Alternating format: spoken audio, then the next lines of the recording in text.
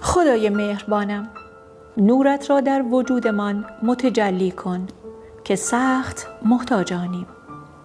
خدایا، برکت نگاهت را در نگاهمان بریز تا هر کجا که می نگریم نیکی باشد و مهر.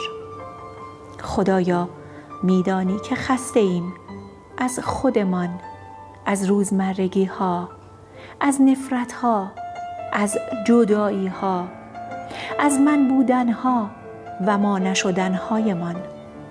خدایا، دستمان را بگیر تا یادمان باشد که باید دستی را بگیریم.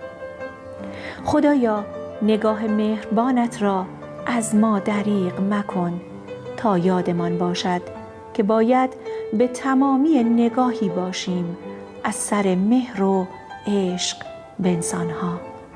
آمین.